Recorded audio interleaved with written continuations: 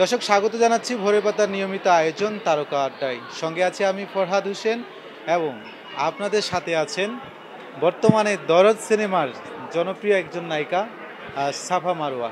কেমন আছেন? জি, আলহামদুলিল্লাহ ভালো আছি। আর আলহামদুলিল্লাহ ভালো আছি। হ্যাঁ, আমি আজকে এটা আপনাদেরকেও জিজ্ঞেস করলাম যে আমরা সবাই মিলে যেহেতু একসাথে দরদ দেখছি, আপনারাও এসেছেন। বাংলাদেশে এবং সেই সাথে সারা বিশ্বে চলছে দরদ, দরদ কাঁপাচ্ছে। কেমন সারা পাচ্ছে? সাড়া পাচ্ছি এটা আমি সকাল থেকে যখন মধুমিতা হলে ছিলাম ওখানেও দেখতে পেয়েছি যে অনেকে একদম ঈদের মতো নতুন কাপড় টুপড় পরে হচ্ছে আপনার পাঞ্জাবি পরেও এসেছে যে আমাদের সাকিবিয়ানরা। সো এই সব কিছু দেখার পর আমরাও খুব আর কি আনন্দে আছি আর কি বলা যায়। দর্শকদের কাছেও রিভিউ পাচ্ছি যে আপনার সাথে রাহুল দেবের হিরোইন অপোজিটে আপনি আছেন। রাহুল দেবের সাথে কেমন সম্পর্ক ছিল আপনার সেই শুটিং টাইমে, সেই কেমিস্ট্রি একটু জানতে চাই এবং দর্শকরা কিভাবে দেখছে আপনাকে? আমি হিরোইন আর হিরো হচ্ছে আমাদের রাহুল দেব ছিলেন। সো ওই জায়গা থেকে উনার সাথে যেহেতু এটাই আমার প্রথম কাজ, সর্বপ্রথম এটাই আমার প্রথম কাজ, প্রথম সিনেমা। তো তাও ওভারঅল সব কিছু মিলিয়ে তারা খুব বেশি সাপোর্টিভ ছিল। অ্যাজ এ ফ্রেশার হিসেবে আমাকে অনেক সাপোর্ট করেছে, যার জন্য হচ্ছে আমিও তাদের সাথে একটা টাইমে খুব কমফোর্টলি কাজ করতে পেরেছি। আর বাকি যে সিনগুলো ওগুলো তো দর্শক বা আপনারা সবাই স্ক্রিনেই দেখতে পারবেন। আহ, বলিউডে এত বড় একজন অভিনেতার সাথে কাজ করেছেন, কাজ করার অভিজ্ঞতাটা কেমন ছিল? অভিজ্ঞতাটা অনেকই ভালো ছিল যেহেতু তারা অনেক বেশি সাপোর্টিভ ছিল। ওই জায়গা থেকে যে প্রথম দিকে যে আমি একটা নার্ভাস ছিলাম, সো ওই জায়গা থেকে যখন আমি তাদের সাথে কাজ করা শুরু করি আমার ওই জিনিসটা কেটে যায়। রাহুল দেবের সাথে একটা সুন্দর কেমিস্ট্রি বা সুন্দর মুহূর্ত, একটু স্মৃতি যেটা মনে পড়ে একটু জানতে চাই। না, যেহেতু উনারা অনেক সিনিয়র আর্টিস্ট, সো উনারা হচ্ছে কাজের ক্ষেত্রে অনেক বেশি প্রফেশনাল।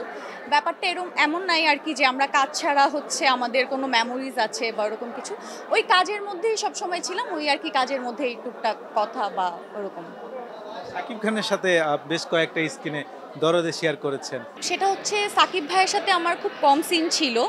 কজ হচ্ছে আমি তো বললামই যে আমার কো আর্টিস্ট ছিলেন যে রাহুল দেব, সো উনার সাথে আর ওই টিমটার সাথেই আমাদের মানে আমার বেশি সিন ছিল।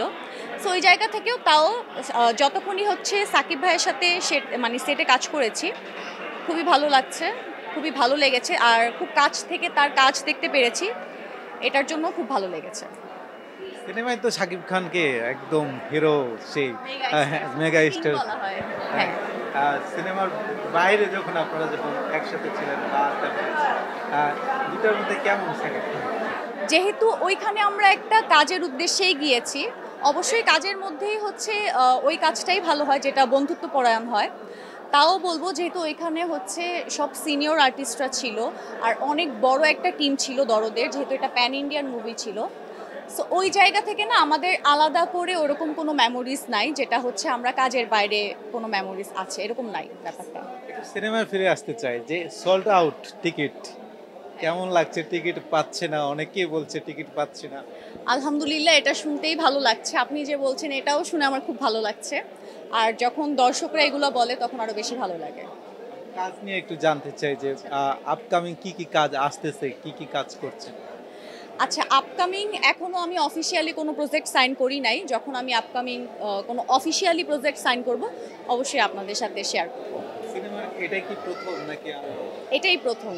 এটাই প্রথম নতুন সিনেমা। ফ্রেন্ড সার্কেলদের কাছ থেকে কি ধরনের সবাই খুব ভালোবাসা দিচ্ছে, খুব অ্যাপ্রিসিয়েট করছে আমাকে।